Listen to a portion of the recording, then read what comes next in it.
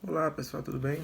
Estamos de volta aqui para mais uma teleaula. Sou o professor Laís Maurício do canal Resumindo História. Hoje, como combinamos na nossa última aula, né? Vamos falar um pouco hoje de ditadura militar, né? Um assunto que é muito cobrado em Enem, né? Vocês que estão se preparando para o Enem, né? Então esse é um assunto muito bom de se estudar. É um assunto que cai muito no Enem, assunto de ditadura militar, golpe militar, né? Brasil militar, como vocês preferirem chamar, né? A gente que tem o período de ditadura militar, que vai de 64 a 85, ou seja, é um período que dura 21 anos, né? É um período bem extenso, que a gente passa por 5 presidentes, né? 5 presidentes eleitos indiretamente, né? Que o povo não tinha o direito de escolha naquela época, então o nosso primeiro presidente, né, ele que governa de 64 a 67, né, 1964 a 1967, é o presidente Castelo Branco, né, Castelo Branco, que foi um dos presidentes. Ele não era assim tão rigoroso quanto os outros dois após ele, né. A gente teve Castelo Branco, teve Costa e Silva, tivemos depois presidente Médici, Ernesto Geisel e Figueiredo, né? Costa e Silva e Médici foram os mais rigorosos. Já Ernesto Geisel e Figueiredo já foram ali já no finalzinho desse período de ditadura, já foi no finalzinho mesmo, certo? Então vamos falar de alguns pontos do governo de Castelo Branco, certo? O governo de Castelo Branco, né, como eu falei, que vai de 64 a 67, é um governo que ainda, certo, tem o povo não tem não tem direito, mas não é muito rigoroso, não é muito repressor ainda, né? Ele tira a ilegalidade, né, da UNE, né, da a União Nacional dos Estudantes, né? Ou seja, os estudantes ali que tem como um poder intelecto aí, né? Ele já vai tirando esse poder dos estudantes que eles têm, né? E fazendo. E ele também cria, né? Depois dele fazer essa ilegalidade da UNE, né? União Nacional dos Estudantes, ou seja, deixou de existir, não deixou, mas só que era ilegal, ela agia ilegalmente, né? Até apredejaram o polo ali, né, da UNE, onde se ficava as coisas, onde guardavam tudo, né, e teve até esse atentado aí dos militares a isso, né, e depois disso ele cria a SNI, né, o Serviço Nacional de Inteligência, como se fosse a CIA mesmo. Para que esse Serviço Nacional de Inteligência? Ele queria que esse Serviço Nacional de Inteligência fizesse o quê? Ia fazer o quê? Eles iam fazer perseguições aos opositores do golpe militar. As pessoas que não apoiavam o golpe militar, a ditadura militar, esse SNI, eles iam perseguir essas pessoas e fazer com que elas como posso dizer, que elas se rendessem a esse golpe militar mesmo, certo? E aí também a gente vai ter a criação dos dois partidos, né, do duplo partiditarismo, né? Partidarismo, a gente tem o multipartidarismo, né? Isso aí depois desse multipartidarismo, né, aí eles fazem um sistema lá que a gente só vai ter o que? O duplo partidarismo. Quais são? São a Arena, né? O partido da Arena e a MDB. A Arena, que é o partido que apoia os militantes, né?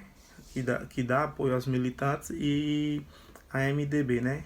Que é o partido que apoia o povo, ou seja, que é a oposição dos militares. Eles não é de acordo com essa ditadura, né? E isso é um pouco dos pontos, né? Como estava começando tudo, a ditadura, é alguns dos pontos do governo de Castelo Branco. Logo depois, né, de 1967 a 1969, né, a gente tem o Costa e Silva, né, ele que é já da linha dura, ou seja, já é um governo mais repressor mesmo desse movimento ditadura militar, certo? Então ele faz o que? A criação da AI-5. É o ato institucional, é o artigo 5, né? AI-5 é o ato institucional que eles criaram, que já que eles agiam contra a Constituição, né? A Constituição de 44, se não me engano, de 1940, no governo de Dutra já. Isso mesmo. Seja, vou pesquisar e vou colocar aqui, mas acho que é isso mesmo. A Constituição de 44, né? Então eles não agiam de acordo com a Constituição, ou seja, eles não agiam de acordo com as leis que o Brasil tinha, que o Brasil fornecia, que a gente tinha que obedecer, certo? Então, ele cria esse AI-5, certo? E o que é esse AI-5? Esse AI-5, ele é onde a gente vai perdendo a força mesmo, certo? Ele faz o fim do habeas corpus, certo? O que é isso? É assim que a gente não pode responder nenhum processo em liberdade. Se você tiver um processo, você realmente tá fudido lá, viu? Você vai ter que fazer do jeito que eles quiserem. E eles têm também a prisão, né, sem ordem judicial, ou seja, eles pegam você aqui e prendem, e você não tem jeito de... Você não vai para um tribunal, você não vai para o frente do juiz para ele julgar se você é preso ou é solto, tá? Ele não tem isso. É a prisão sem ordem judicial que eles alegam, né? Isso aí já no governo de Costa e Silva. Costa e Silva que foi o governo aí bem repressor já do movimento militar que ocorreu no Brasil. Ele tem a censura e tortura. A censura é o quê? A censura é dos jornais. Ou seja, os jornais não podem postar nada, não podem publicar nada que seja de contradição a esse golpe militar, certo? Ou seja, eles não podem colocar nada que vá mudar o pensamento do povo que o golpe militar não é certo. Então eles não podem postar nada. Tinha uns jornais da época, né, que foram até banidos, eles não podiam postar. Teve uma matéria que eles colocaram o jornal lá, colocaram tudo, ou seja, uma folha em branco, para dizer que eles não tinham direito de falar nada. E tem também a tortura, né? As pessoas eram torturadas, né? Muitas das vezes as pessoas morriam, né? Até tinha algumas torturas, né? Que é o choque na boca. E as pessoas eram levadas para esses tipos de torturas. E tinha também o famoso pau de arara, né? Onde as pessoas eram amarradas os pés e as mãos em um pau. Eu vou colocar a foto aqui para vocês verem, certo?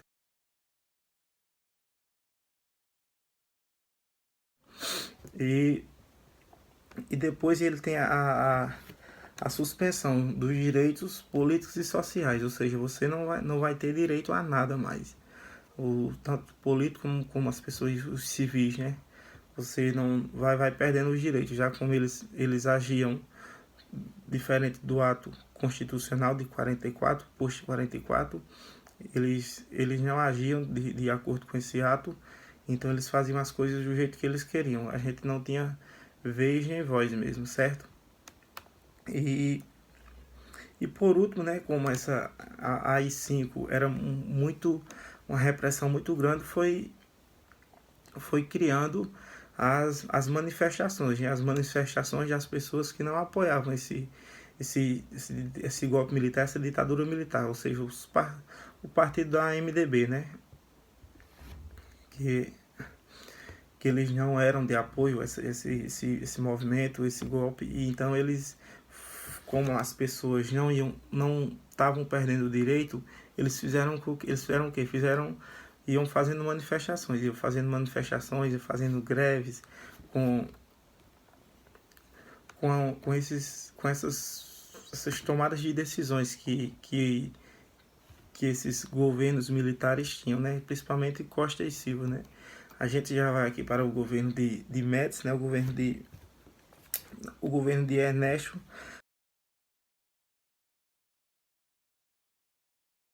Garratuza Médici, né? Ou seja, o presidente Médici, né? Que vai de 1969 a 1974, né? Também é a linha dura também, como diz, ele assim como o Costa e Silva, né? Ele é presidente também da linha dura. Ele é repressor também. A gente tem nele, né? Nesse governo de Emílio Garrastazu Médici, a gente tem o que chama de milagre econômico, porque os militares queriam mudar a economia, mas até agora eles não tinham conseguido. E no governo de Médici, eles fazem o quê? Ele vai fazer o milagre econômico, como a gente chama, né? O milagre brasileiro, como as pessoas também costumam chamar, né? E esse milagre econômico aconteceu como? Porque o Brasil não tinha de onde tirar dinheiro. Como é que aconteceu? Já, assim como na construção de Brasília, né, no governo JK, vários empréstimos internacionais o Brasil fazendo, então não foi diferente, porque o Brasil não tinha de onde tirar dinheiro, então ele foi fazer o quê?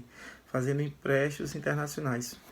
E como o Brasil tinha que mostrar que a economia estava boa, a economia realmente estava subindo, só que eles tinham que mostrar.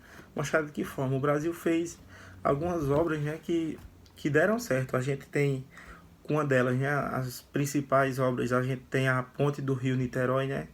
Uma ponte aí, quem já foi no Rio de Janeiro aí sabe, né, que essa ponte é uma ponte extraordinária ali, então foi feita no governo de Médici. A gente tem também a hidrelétrica de Itaipu.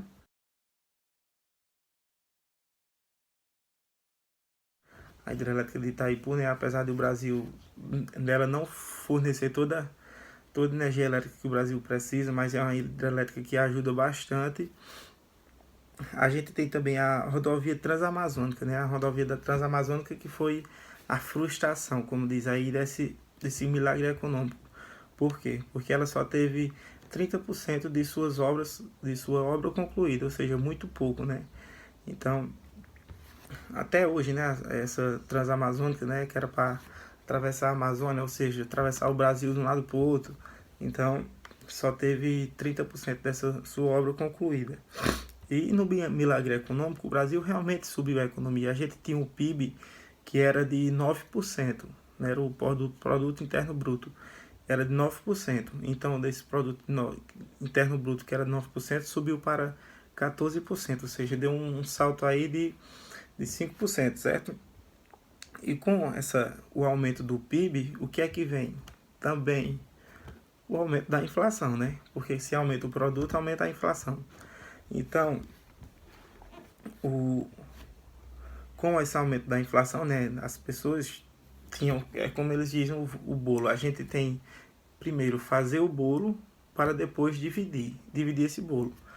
Mas a gente sabe que essa divisão não é feito corretamente, né? E com isso a gente criou o quê? O aumento da desigualdade social, ou seja, foi essa divisão, conseguiram fazer o bolo, mas a divisão só ocorreu por uma parte. Ficou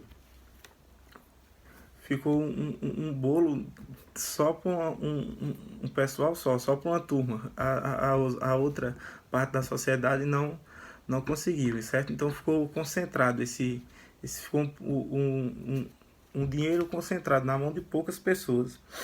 E a gente tem também, né, que já em 1974 a gente tem o que? O amor pela pátria. Qual é esse tipo de amor pela pátria? Esse amor pela pátria, né, acontece em 1970, né? Com o quê? O que a gente tem em 1970? A Copa. A Copa de 70, né, que o Brasil foi campeão. E eles pensavam assim, não, eu não tenho o que comer, não tenho condição de me vestir, não tenho que colocar no fogo, estou passando fome, mas pelo menos o Brasil foi campeão. Então é isso, as pessoas começam a criar esse amor pelo Brasil, certo? Criar esse amor mesmo. E depois também desse amor pela pátria vem a crise do petróleo, né? Foi uma crise mundial, os países lá da Oceania, principalmente, dos países do Oriente Médio, perdão, eles principalmente faz essa crise no petróleo, aí aumentando, não distribuindo o petróleo, para afetar principalmente os Estados Unidos. E afeta os Estados Unidos, só que não afeta só os Estados Unidos, afeta diversos outros países, certo? Então, a gente já quando termina o governo de Médici, né, ele já meio doente, né, aí assume Ernesto Geisel. Ernesto Geisel, que assume de 1975 a 1979, né, ou seja, 4 anos do seu governo. E ele o que é que ele pretende? Ele já, aí já o regime militar já tá no seu declínio, já está caindo, aí já não está mais naquele sucesso todo, certo? Então ele quer fazer o quê? Ele quer fazer uma redemocratização lenta, segura e gradual. Por que lenta, segura e gradual? Porque se ele não fizesse essa redemocratização, as pessoas queriam o quê? Queriam o direito do voto, né? O voto liberal, mas ele não podia dar esse direito ao voto, porque se as pessoas já estavam com raiva dos militares, não queriam os militares, e se elas deixassem que o povo escolhesse, os militares não, iam criar vários movimentos, ou seja, iam colocar um grupo social contra o outro, iam haver vários embates aí, né? Isso não seria bom para o Brasil, não seria bom, né? Ia haver mortes e tal. Então ele cria também o pró-álcool. O que é o pró-álcool?